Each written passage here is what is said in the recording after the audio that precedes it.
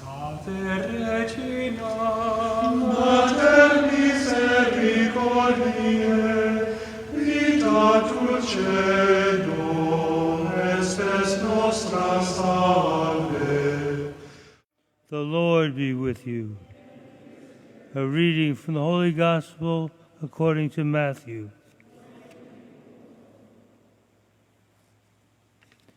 While Jesus was speaking, an official came forward, knelt down before him and said, "My daughter has just died, but come, lay your hand on her, and she will live." Jesus rose and followed him, and so did his disciples. A woman suffering hemorrhages for 12 years came up behind him and touched the tassel on his cloak. She said to herself, "If only I can touch his cloak, I shall be cured." Jesus turned around and saw her and said, "Courage, daughter, your faith has saved you." And from that hour, the woman was cured.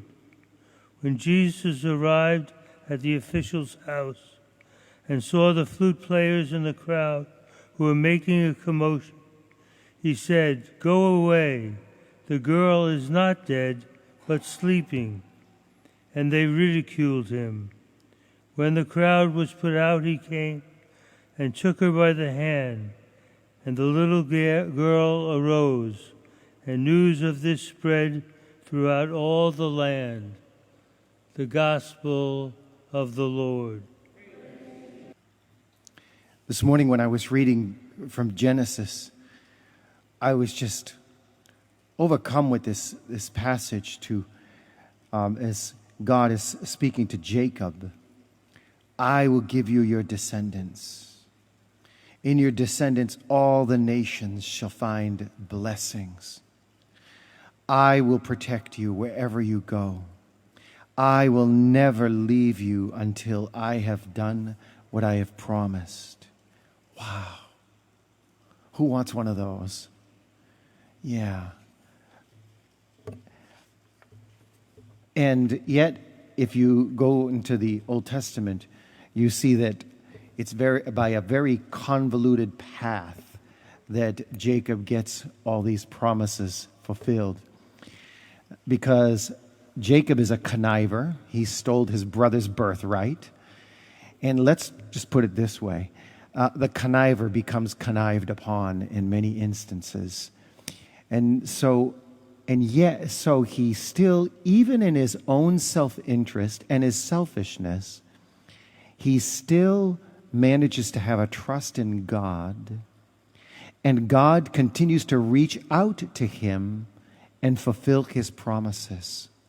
Although on a number of occasions, as you read through the book of Genesis, you could see Jacob's angst.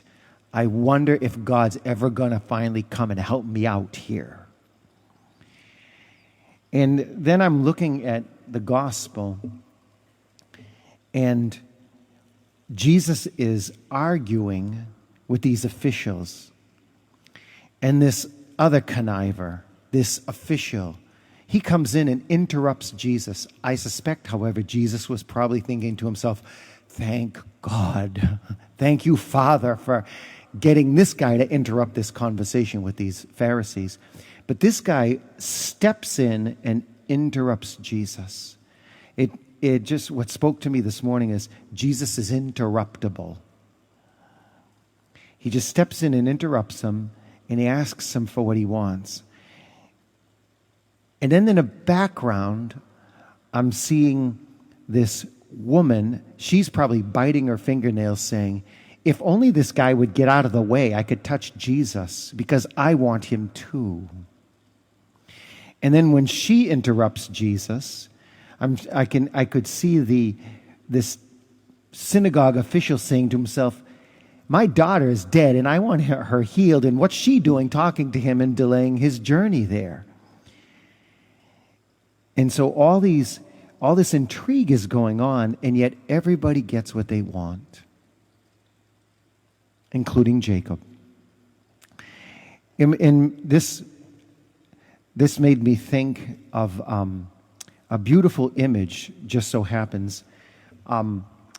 Yesterday I was at Planet Fitness, and I saw a guy there who I know he's Palestinian, but I was never quite sure if he told me he was Christian, but I was never quite sure.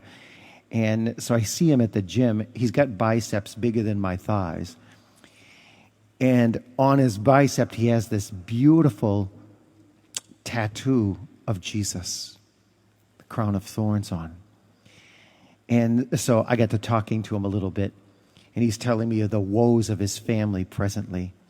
And so I looked at him and I said, Jack, I said, do you know what a tapestry is?